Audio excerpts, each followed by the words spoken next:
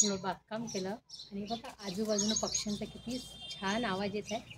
आणि हे जे मला मिळाले ना, तर बघा याचं मला आठवण आली. लहानपणी आहे ना, याची आम्ही भिंगरी बनायचो. हे पानं आहे ना, एकाला एक जोडून मध्ये बांबू असं टाकून, बांबू म्हणजे छोटंसं राहायचं आणि काठ्याने त्याला लावायचं आणि धावायचं. हे खूप गोल गोल भिंगरी बनून फिरायचं. तुम्हाला पण अशी आठवणी आहे का? नक्की सांगा मला. हे आले हे पानं बघून.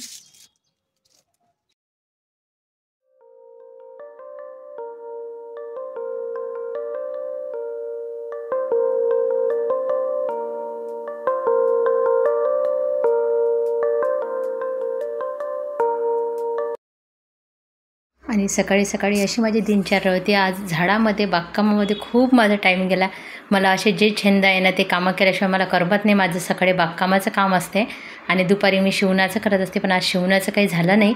आणि तुम्हाला कोणता छंद आहे हे मला नक्की लिहून सांगा, कारण 1-2 ताईंनी वगैरे जे आपल्याला सांगतात ना, माझा हा छंद आहे, तर मला खूप छान वाटते. कारण असं वाटते की आपण एकमेकीसोबत या कमेंटद्वारे बोलतो आहे आणि मैत्रिणीचं नातं निर्माण होते असं मला वाटते. आणि बघा अशा हिरव्यागार झाडांकडे तुम्ही रमून बघा, खूप छान वाटेल तुम्हाला. असा हा पण छंद तुम्ही नक्की जोपासा. आणि नंतर बघा हे कैरीचं पन्हं, म्हणजे आपल्या बरेचदा गुटलंही जे उरते ना, त्याच्यापासून करू शकतो आपण. आणि आज गवारच्या शेंगाची भाजी. हे बघा हे असं उकडून घ्यायचं, नंतर साखर थोडीशी मीठ टाकून खूप छान थंड होण्यासाठी ठेवून द्यायचं. आणि बघा असं छान उपयोग उन्हाळ्यात. आणि कोशिंबीर केली आहे टमाटर कांद्याची, याच्यामध्ये थोडंसं दही किंवा साय टाकू शकतो आणि तडका दिला. आणि आज करायची होती पालकाची भाजी. आज छोटीशी दिनचर्या तुमच्यासोबत मला दाखवायची असं मला वाटलं आणि म्हणून मी म्हटलं तो व्हिडिओ नाही तर हा बनवूया. आणि पण मी शिवण्याचं थोडं कापून वगैरे ठेवलेलं आहे काम. आणि उद्या तुम्ही ओळखा मला काय शिवायचं आहे, तर मी उद्या हे जमलं तर दाखवेल, नाही जमलं तर लेटही होऊ शकते. पण जसा वेळ मिळते तसा माझा छंद मी नक्की जोपासते. असे वेगवेगळे प्रकारचे छंद मला आहेत. स्वयंपाक केल्यावर सुद्धा जेव्हा आपल्या स्वयंपाक छान होते आणि सर्वांच्या चेहऱ्यावर जे आनंद दिसतो आणि त्याच्यामध्ये खूप समाधान असं मिळत असते आपल्याला.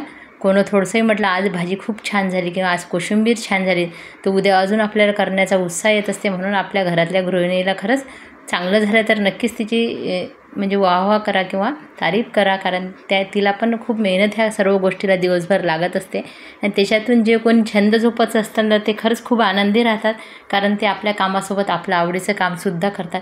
बऱ्याचदा आपल्याला ह्या काही गोष्टीचा कंटाळा येतो, पण छंद आपलं आवडीचं काम केलं ना तर खरंच खूप मन प्रसन्न होते. आणि माझं तसंच आहे.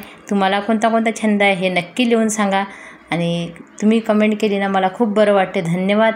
आणि पुढचा व्हिडिओ घेऊन नक्कीच येऊ लवकरच. धन्यवाद.